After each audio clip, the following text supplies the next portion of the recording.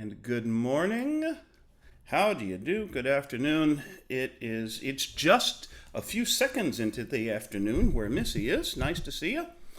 It is the John Lavinia Success Mastermind for this Wednesday, the 25th of. Okay. Somebody's going to need to explain to me exactly where the month of May went. I don't understand. It wasn't it just May like 6th or something a couple of hours ago? It's It's like when they ridiculous. sped up time on the Enterprise, Well, remember? this is it. This is it. Ay ay ay. Wow. Anyway, yes, it's the 25th of May, and I'm Glen Henderson, your host for today, in a fairly empty room, as you can see, which I'll explain in just a moment. Hey, let's do some schedule. It's a light schedule today. Just us and the hospitality suite. Afterwards. So tomorrow, another Gen Sesh hospitality, and then at 4:30 Thursday, it's life and business tools with our good friend Adrian Garner. So nice to see you, Missy, and Lindsay, who is no doubt out running a half marathon or something somewhere. I am. That's why my camera's not on. Not a marathon. Nice to see you, Lindsay. Always happy to see a smiling face, which is great stuff.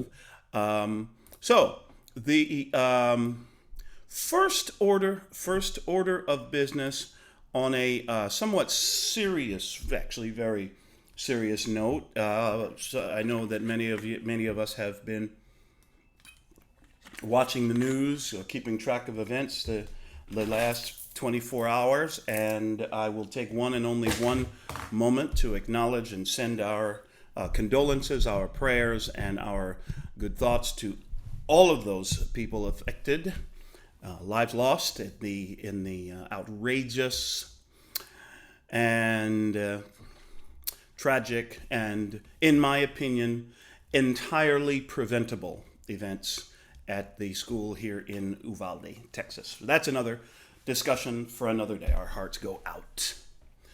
So I was thinking about that today, and now an entirely separate subject. You see the empty room here. This is, how can I put this? My soon-to-be former office. We had set up an external office outside of the house for a variety of reasons, and now for another variety of reasons, we've decided to move the office back into the house. We have the space for it, and we're making arrangements and so forth. So the last few days, I've been boxing up books and taking down posters and pictures and banners, and my let's see. Do I have room to haul this over and show you the one thing that I will be taking home? Yes! This one thing that I will be taking home and proudly displaying in the wall of the office. Yes. Love it. Certified. And, yep. And here, certificate of authenticity, I'll have you know. Wow. Autographed by the one and only William Shatner himself. I got one too, Glenn. He wished Do you me know? happy birthday. Excellent. Excellent. This was a wonderful Christmas present from Paula from a couple of years ago. Took me by surprise, which was a very pleasant surprise to get. So that'll be home and prominently displayed in the new office at home. Edward, as always, and our good friend Mandy, we are skipping, if memory serves, we're skipping Books for Britain this week and going on next week. You know, this ought to interest you, Mandy. I had a conversation just yesterday, with a very dear friend of mine, good friend who become a good friend of Paula's, and friend of the family. There's a young couple that we've come to know over the over the past couple of years. In fact, we're doing some business with them, as well as being good friends. Black Cats Again. Well, there you go. I had met the gentleman in this relationship through his, this is going to get complicated. I had met the gentleman in this current relationship through his marriage to his first wife, who was also a good friend. And so when they got divorced, my friend Dave, he was on his own for a while and then met this wonderful young lady, and they're just head over heels in love. And I think they are well on their way in the process of creating, getting married and creating a new blended family, which will be great. Very, very nice couple. And see, it pays. This is an example of one of those times when it pays.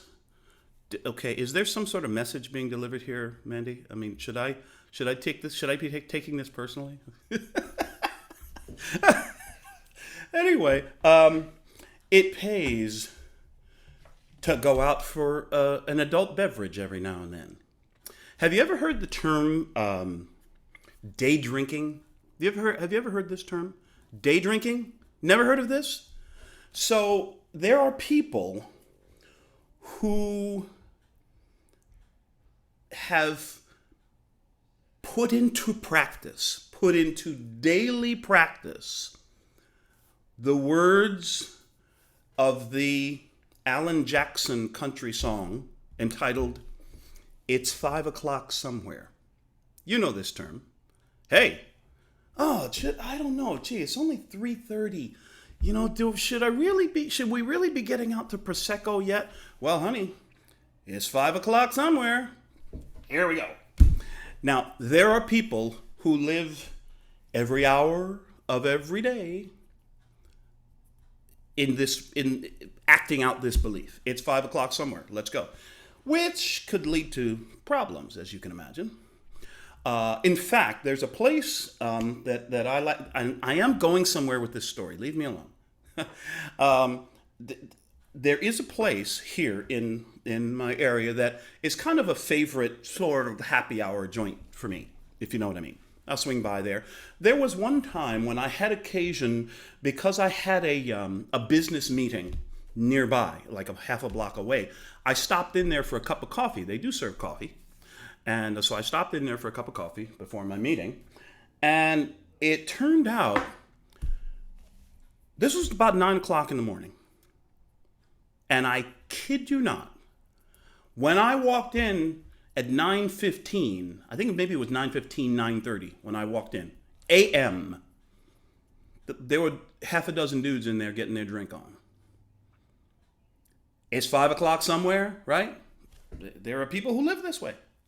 Anyway, said all that to say, I got an awful lot of work done yesterday morning, which was groovy. And so I decided to engage in, well, how would they say it in the UK, Mandy? I decided to engage in a jolly bit of day drinking yesterday. I went in there for an afternoon. Let's say I started my happy hour a little bit early yesterday. Okay? We kind of get the idea. And here's what happened. I'm sitting in there chatting with a couple of buddies of mine, talking to, this, that, and the other, little business, little life. And the woman in this relationship that I mentioned before, where we've become friends, she comes walking in. Out of nowhere, we had not made plans to meet there. I wasn't expecting to see her. And she walked in. "Oh, Glenn, great to see you." And she says, "I'm so glad you're here. I saw your truck outside, and I had to come in. I had to come talk to you because I knew that only you could cheer me up." Cheer you up? What happened? What's happened? Well, as it turned out, she had been for the last couple of days interviewing for a new job, where she was pretty excited about it and looked like, real good, positive prospects and everything. And there was one aspect of the interview process that she went through, a group interview, well, all like several people on Zoom with the interviewer, and she had confided to me that she wasn't all that thrilled with her performance in the group interview. I don't like doing group interviews, because people are cutting each other off, and you don't really get to have fully express yourself, and she says, if somebody else says something in an answer to a question, and I was planning to say that, now I've got to think on my feet and come up with another answer and all that sort of thing. Okay, well, I understand. And then as we were sitting there, she got the email from the prospective employer notifying her that they had decided to go with someone else for the position. And at that moment, she was very disappointed because she was really hoping for this job. Good pay, work that she really felt she would have enjoyed, promotion, possibilities, room for advancement, growth, that sort of thing. So she had been pretty excited about the job and was pretty disappointed when it didn't work out. And I found myself parroting in my head, so I shared them with her. I found myself thinking and repeating some words that I've heard from our very own good, very right Reverend John Ovenia. These are 3 words. Do you know can you guess what 3 words immediately popped into my head when she told me that she had been turned down or that this job had gone to someone else? You know what was the first thing I thought? What an opportunity. What an opportunity. What? What are you talking about, Glenn? I just got turned down for a job, man. I didn't get the job I wanted. What opportunity? And I said to her, well, she didn't respond that way. I think she has, over the time that we've become friends, I think she's developed some confidence in my insights or whatever, right? Kind of trusts my advice. So I said to her, look, I know exactly how you feel. I've been there. A job that I really wanted, thought I could be really good at, and didn't get. Just dropping a few things into the box to carry home. I said, so I know that feeling. I said, here's what I'll tell you. So I said, here's something else I know. I said, I had said this before she got the word either way on the job. I said, if this job is meant for you, if the universe intends for you to have this job, then no power on earth can keep you from it, can keep this job from you. And if you don't get the job, then that means 2 things. Number 1, it means the job wasn't for you. And the other thing it means is that there's something way better waiting for you. And so it was really cool to see. And we kept chatting and talking about different things and other opportunities and stuff and as a matter of fact, I said to her, because she and her partner, soon to be fiance, I think, they had been sort of sniffing around the edges of working with me in my business, one of my business ventures, and they're customers of mine, but they were thinking about going to the next level and working with me directly. And I shared that with her, and I said, well, listen, as long as while you're looking for your next thing, let's talk about getting a couple of bucks into your pocket while you look. Oh, okay, great, let's do that. And later on, it was really cool because she said to me, Glenn, thanks, Glenn. I knew you could help me feel better. And she said, I can't think of anybody else that I would have wanted to talk to at this point. What's going on in my head and everything that I was dealing with here. And that was really satisfying because, as you all know, one of my goals in life, one of my core values, if you like, is the idea that everyone who meets me gets to know me. This is my desire, is that everyone who meets me and gets to know me, talks with me, walks away from that conversation feeling better about themselves than they did before we started talking. And it's always my hope, in fact, it's always my intention to make that the case with everyone I meet.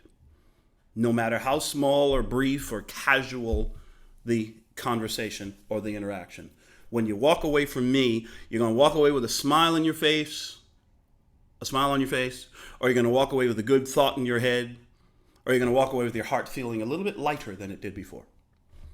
Just a little bit, even if it's just a little bit. I think John refers to that as the impression of increase, right? That's what we're all about. And so, 2 messages today, in kind of a brief format here, a brief message. 2 messages. Number 1, why not make that one of your core values? The intention and the purpose in life that every person who meets you, every person you encounter along life's highway. Boy, there's an old-fashioned term you don't hear every day. Every person you meet along the road comes away from interaction with you with a smile on their face, or a good thought in their head, or with their heart feeling a little bit lighter. They come away from you feeling better about themselves than they did before. The impression of increase. And it doesn't have to be you help somebody get a job, or you help somebody make some money, or that you did this or sold them something, or just make that much of a difference in someone's day. You never know who you might be talking down from the ledge. You just don't know. We just don't know what somebody else is struggling with when they come across our path. So I figure my job is to help somebody else's struggle to be a little easier. Just a little easier. Not take away the struggle, because it's struggle that builds muscles. But maybe they come away a little bit better prepared for their struggle. Does that make sense? So that's the one thing. The other thing is this realization that I was able to share with my friend, that if something is meant for you, a job, a business, an outcome, an opportunity, whatever it might be, if that thing is meant for you, if you were meant to have that thing, then there is no power on earth that can keep it from you. It's destined for you. You are destined for that thing. So you can walk. So it doesn't mean that we just sit around and think up stuff and, oh, it's coming my way. I've manifested success. Yeah, well, you can manifest all you want. You may want to get off your behind and get some work done. So there's that. The other, you are meant for that thing, therefore it is coming your way, if you are meant for it. And if you don't get it, if that thing doesn't work out exactly the way you thought it would, or had hoped or intended it would, well, then that means that there is a better opportunity waiting for you. And it then becomes your job to go find it. And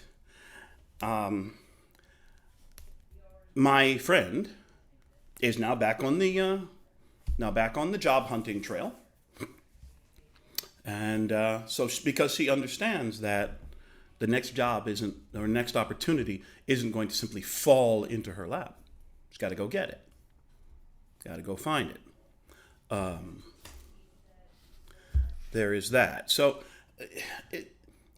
sometimes the simplest lessons are the most profound, and the ones that we need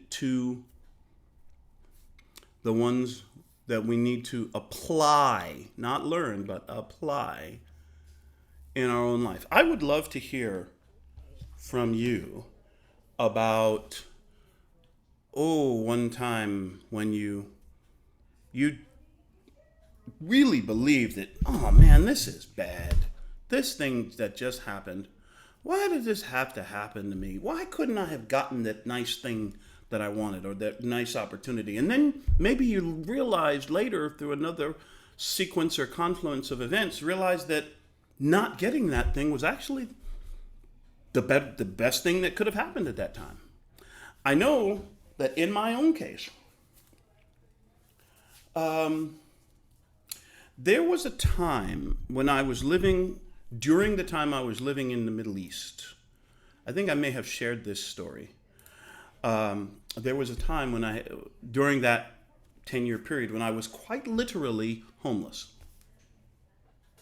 Didn't have a home address. I had my stuff, didn't have a place to live. And I spent a period of time relying upon the kindness of strangers. Well, friends, but you know what I mean. Sleeping in somebody else's spare bedroom, that sort of thing. At the time, it seemed like the end of the world. What I learned, one of the really important lessons I learned from that, I sort of had the impression as it was going on, as I was going through it, that I was learning something important, that there was a reason why this was happening. It made me tough. It made me tougher. It confirmed for me something about myself, which was repeated by a very dear friend of mine. As a matter of fact, it was the best man at Paula's and my wedding who said to me, when I was telling her, yes, that's right, my best man was a woman. You want to hear that story? Yes. Okay. So, remind me to tell you what my best man said. So, as Paula and I were preparing, to get married and making all the plans and who we were going to invite, it was a really interesting thing, our wedding, because we had met in the Middle East. As you know, I'm from New York, Paula's from England, and she's lived all over the world, and I've lived all around the country and stuff, and so we've traveled and made friends all over the place. So where the heck are we going to get married is the first question. Where are we going to do it? Because we want to be able to invite lots of people, friends and family and people from all over the place. And so we decided to get married in England because Paula's mother lives in England. And so we decided to do that. And also England, a little bit more than the U.S., a little bit more than America. England was a bit more of a central location for our friends from North America, from Europe, from the Middle East, from Southeast Asia. Yeah, we had people come to our wedding from Australia, from the U.S., Canada, various countries in Europe, from the Middle East. We had people come from, I think couple of couples came from Malaysia, all over the place. People came from literally all over the world to our wedding, which was fantastic. So as we're planning all of this, Paula had decided very quickly who her matron of honor would be, a very, very dear friend of many years. And I'm thinking, well, I can invite this guy. In fact, I did invite asked one guy to stand with me as my best man, and unfortunately he had schedule conflicts and couldn't make it and couldn't make the wedding at all. In fact, and I was thinking, well, who else? What other guys? Well, maybe I could invite Bill, or maybe I'd invite this guy. And Paula says, "Hey, honey, who says your best man has to be a man?" Immediately, first name on my mind, Marie Noonan, my very, very dear friend, maybe the first good friend that I made in the Middle East. Marie Noonan is from Canada. She's Canadian, born and raised in the province of Ontario, near Toronto. And so I called her up. She was absolutely thrilled to do it, and had a great time. Fantastic. I think I've got a picture somewhere of me and Marie standing there. Great. She said something to me because she knew all about my struggles there in the Middle East when I was literally living out of suitcases and plastic bags. And she said, "Glenn," she said, I don't think you get this. I don't think you get how did she put it? She said, "I don't think you get how much so many people admire and respect you for what you went through." What? She says, "Glenn, more than anybody else I've ever met, you are a survivor." She said, "You're a survivor. You can survive anything. You proved it." And I thought about it. You know what? Damn right. I'm a survivor. Now, you can't live your whole life as a survivor. Let's just agree on that. At some point, you got to do what a great legendary basketball coach by the name of Pat Riley said when he was talking about how to win a championship, NBA, professional basketball. How do you win a championship? What does it take? Because he's won many championships with different teams that he's coached. What does it take, Coach Riley? What does it take to get through and be the best and win the championship? He says very simple: survive and advance. Survive and advance. You play a 7-game series against another team. First team to 4 victories wins. And all it says in the record book is which team got to 4 victories first. If you won each of those 4 games by 55 points, complete walkover, total blowout, you annihilated the other team, you're the champion. If you won all 4 of those games by 1 point, you win get your second victory by 1 point. The third victory, you win the game by 1 point. The fourth and final victory, you win the game by 1 point. 4 games decided by a grand total of 4 points. You know what they put in the record books? You're a champion. Survive and advance. So sooner or later, and this was in fact something that I really struggled with. I survived those tough times, those challenging times. But for a long time, I never got out of, mentally, I never got out of survival mode. Just barely getting by. Oh, okay, I survived. Survived another day.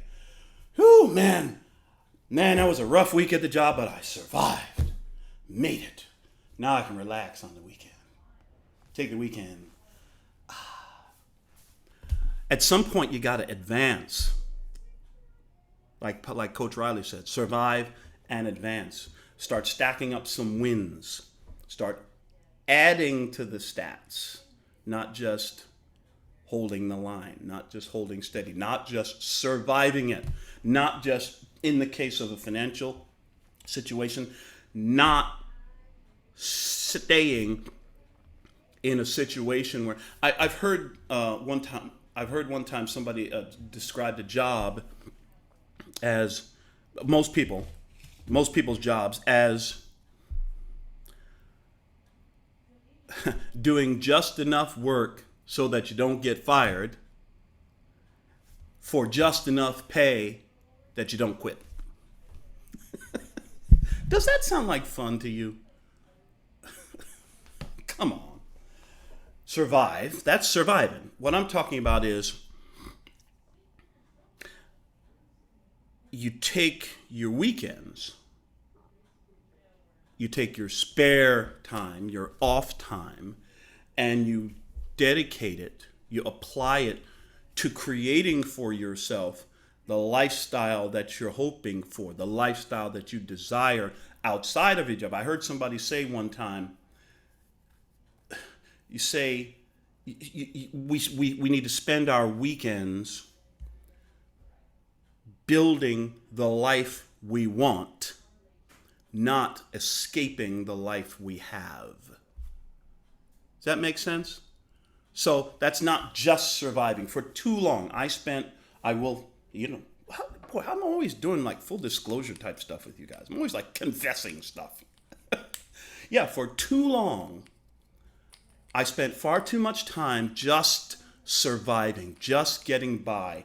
And I dined out for years. You know that phrase, Mandy. I dined out for years on being a survivor. They got all the attaboys. They got all the pat. Man, you were real tough. Man, I can't believe you survived that situation. Can't believe you made it in that situation. Well, now it's time to advance. Survive and advance. And this is really, really the core of the conversation that I had with my friend yesterday. It was a disappointment not getting that job that you wanted. So you survived that. Okay. You got over it. I feel better now. Great. Now, what are you going to do to advance? Let's look for a new job. Let's seek out a new opportunity. Let's start something at home and start putting some money together for the future. Start building the life. Boy, that's good stuff, isn't it? Spend your weekends building the life you want, not escaping the life you have. That's good. That's really good. And I can't claim credit for it. I don't even remember who posted it. Yeah, we should spend our weekends. We should be using our weekends to build the life we want, not to escape the life we have. And I know many, many of us are doing that here within the mastermind because we've got our regular 9-to-5 gigs. We've got our regular day thing going on, whatever it is we do to occupy ourselves during the day. What are we doing with all our spare time? Are we just, as used to be said, wearing the hair off the back of my head with a can of suds in front of the boob tube? That's one you don't hear every day. Are we? Well, let's be real. Are we medicating ourselves on the weekend with a variety of activities and/or substances to escape the stress? Oh man, that was a stressful week. Honey, pour me a bourbon, would you? Well, listen, nothing wrong with bourbon. Believe me, I know. The trouble comes when the means of escape becomes more important than the creation of the new lifestyle. I'll say it one more time and I'll kind of quit with this, and I'd love to hear from you. Number one, if an opportunity is meant for you, then no power on earth can keep it from you. Number two, if that opportunity doesn't fall into your hands, it means that there is a better opportunity waiting. Number three, no more just surviving. Survive in advance. Use your weekends to build the life you want, not to escape the life you have. Thoughts? Love to hear from you. Gotta flip that mindset, Missy said. It's interesting. Yeah, that's what I had to do. I had to flip from a survivor to. I have a friend who is she has a holistic healing business. She works with people's energy, similar to Reiki therapy, if you've ever heard of that, working with the energy centers of the body and so forth. She was diagnosed with breast cancer a couple of years ago, and she beat it. She's now completely cancer-free. She does not refer to herself as a breast cancer survivor. She refers to herself as a breast cancer mentor. Works with people. Matter of fact, she just took on, she told me, about a half a dozen clients, women, all of whom have been diagnosed with late stage breast cancer. And she's working with them. She refers to herself either as a breast cancer mentor or a breast cancer thriver. I've never once heard her refer to herself as a breast cancer survivor. Not once. Because we don't survive, do we? We survive in advance. Missy, what's happening? What's on your mind, ma'am? Well, if John's the reverend, then you're the bishop. So, I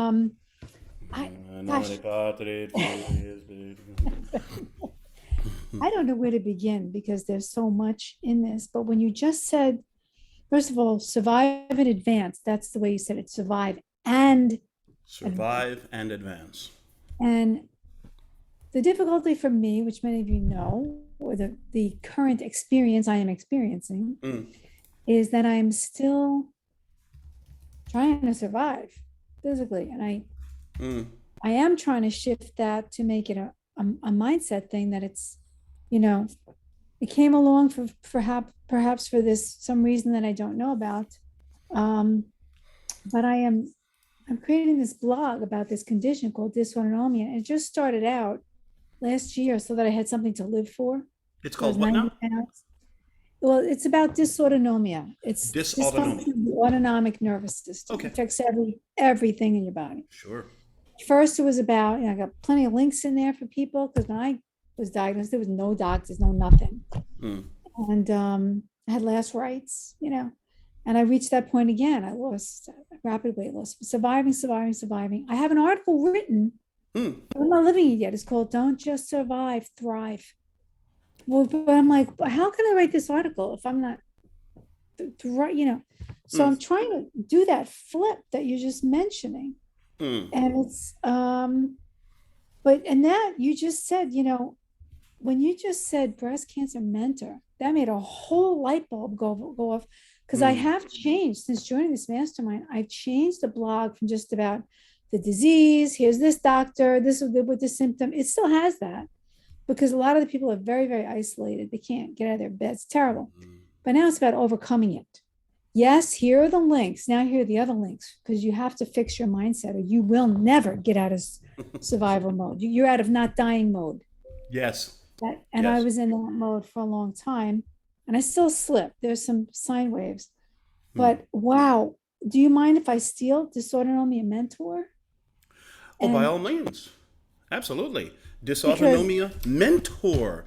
It flips, as you said, it flips not only the world's perception of your situation and your journey, it flips your perception of your journey.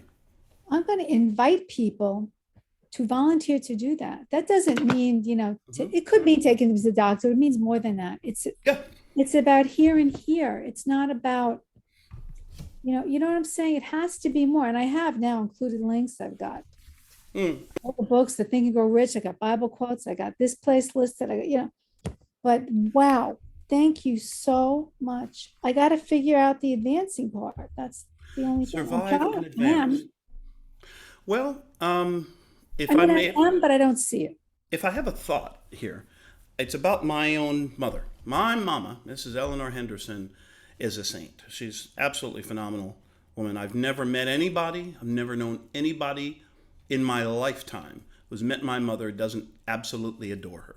She has poured herself into other people all of her life, and it's just the way she has always been. She's 86 years old and going strong. How does she do it? Well, I think one of the main things, and this, it may be of some value to you, Missy. I think one of the main things with my mother is she's always working on something. She's always got a project on the go. She does classes with my sister, Bible study classes. She's just started a new ladies group in her home there in Charlotte, North Carolina, and she's always got something going on. She's always got something to look forward to. She's always got something to move towards, to advance forward for. So, a couple of new projects, maybe. I don't know. Yeah, at least one. I'm doing them, but they're not, I'm talking about physically advancing. Yes. Yeah, and that's obviously is just something that you're going to take on in consultation with your doctor, your medical professionals. Even there, though, I think there may be something that none of us is seeing right now. Something that you can take on, some new venture that will kind of give you a bright new horizon. You know what I mean? Something to look forward to. It's there. It's there. You'll find it. Mandy Anderson, our good friend. How are you, ma'am? Hello, I'm good, thank you. I very much have the philosophy that if something doesn't happen to you, then it's not meant to be, that there's something better around the corner. For the last few years. And that's what we've been saying to other people who are trying to get jobs at the moment. There'll be something else. And usually it does end up that there's something else.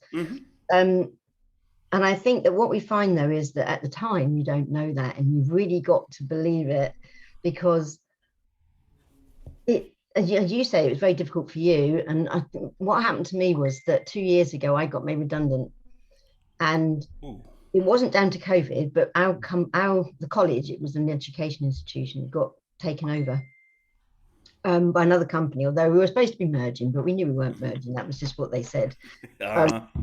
We're merging. They always say that. We're merging, put your principal out, we get another one in. And then they had other sites and everything as well. And he did say, trust the process. So I said, okay, I'll trust the process. And then we joined a whole new group, because my job's split 4 ways. So I knew that I wouldn't have that role. And I went into another role. And then I was always waiting for them to do a new consultation about what was going to go next. And they took a year and a half, I think, which was probably good as well, because then I'd been there 2 years before they could do anything. So they had to give me some money for leaving. But they put a job out, which was a lot less than what my actual salary was at the time. But I thought, I'll go for it anyway. And then I didn't get it. And I thought, well, okay, this is probably needs that I need to move on. I was quite upset about it. But I said, okay, I'm just going to see what's going to happen, what's next. And then Blue Sky popped up about 2 weeks later. And then I got onto this journey. And if that hadn't happened, I wouldn't have gone onto Blue Sky. I wouldn't have met everybody on John the Vineyard. I wouldn't have read all the books. And I say, I'm saying back now, it was the best thing that ever happened, because I wouldn't have found. There you go. I mean, the last 2 years have just been so amazing, and have so increased my confidence and everything else, that I don't want to go back to that sort of job now. I really don't. And I think it's trying to remember that you worry about something and you don't know what's going to happen, but sometimes you worry about the future, but when you get to the future, there might be something else happening in that future that is good for you that you don't know about now, because you're not there yet. And you just got to trust that there is something better there, but you might take a while before you can look back and say, yes, it was better for me. And I love your thing about spending a weekend building the life you want, not escaping from the life that you have. I think that's really good, because there's a lot of people that do that, I think, and it's just, yeah, really good. I love that. And Susan Jeffers, I've started reading some of her books. Oh, yes. Books on and off at the moment, but Susan Jeffers was my first one that showed me about the universe and everything, and the higher and lower power. And she had a thing that she said, no matter what happens, you'll handle it. Just have the belief that you'll handle it, whatever happens to you. You can handle it. Whatever happens, doesn't matter. I'll handle it. Yeah. I'll handle it. I am, that is so good. Thought, before I lose the thought. Question, Manny. Best thing that could have happened to you, for you, best thing that could happen for you was to have been made redundant at that time. Here, because of all the opportunities and how the last couple of years have unfolded. The question that immediately springs to my mind is, would all of these amazing opportunities have come your way had you stayed in that job. Yeah, no way. No, because I wouldn't have even been I wouldn't have been in the right format to even meet anybody from Blue Sky. It was a different sort of job. There you go.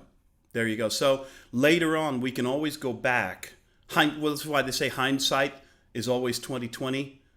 We can go back. And there's another thing that a line that I heard from an episode of Star Trek. I forget the name of the episode at the moment. Can you believe it? I actually forgot the name of an episode. It's unbelievable. Anyway, there's a character who says to another one, I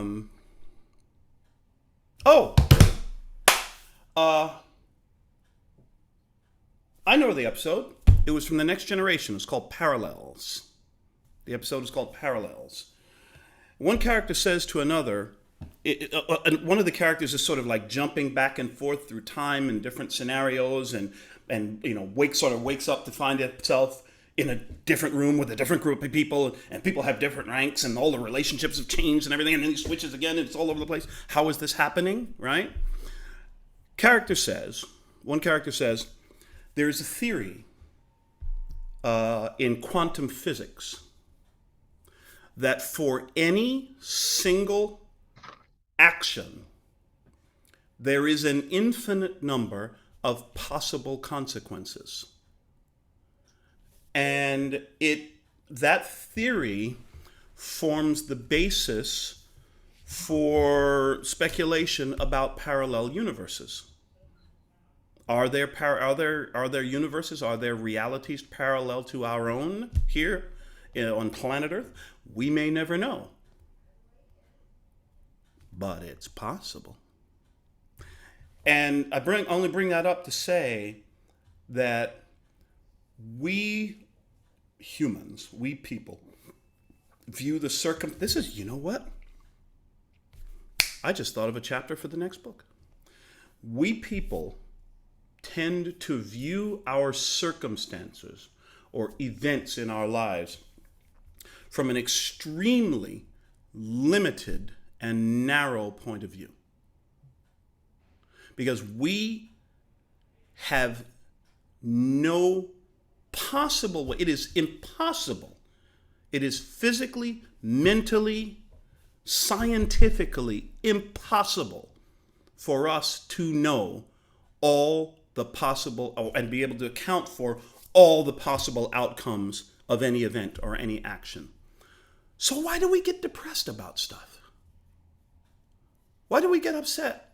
Oh, damn it. If only I had gotten that job, man. Oh, why did they have to lay me? Man, why did I have to get kicked out of my apartment living in somebody else? Man, this is messed up. How do you know? How do you know this is messed up? How do you know this is not the very best possible thing that could have ever happened to you in your entire life at that particular moment? I cite as an example our good friend Mandy Anderson. How do you know? Oh, this is terrible. How do you know? How do you know it's terrible? How do you know what's coming later in the future as a result of this thing that's happening right? Is it really terrible? I don't know. But then again, neither do you. So maybe that's a way of sort of expanding our capacity for optimism. People have always said to me that I'm the most optimistic person they know. Why is that? I think a big part of that is because I have a very real, very clear sense of how huge the world is, how huge the universe, how big life is, how many possibilities there are in life. And there's no percentage in being pessimistic. There's no percentage in being down and depressed about stuff because we don't know what's coming. I read a series of books years and years and years ago when I was a teenager, I think, by C.S. Lewis, The Chronicles of Narnia. Remember The Chronicles of Narnia? There was a famous phrase in so many of those books where characters would say, where they're about to set off on some journey or take on some dangerous whatever, they would say, let's do it and let us take the adventure that Aslan sends us. What's around the corner? Tragedy? Success? Winning? Losing? In? Out? You know what's around the corner? Adventure. Adventure. And you know what else? You know what's around the corner? An infinite number of possible outcomes. There is no room for pessimism in our lives. Just because of that. Because we don't know what's coming. Gee, I'm going to have a hard time coming up with a title for this session. We talked about so many different things. Let's see. What shall we...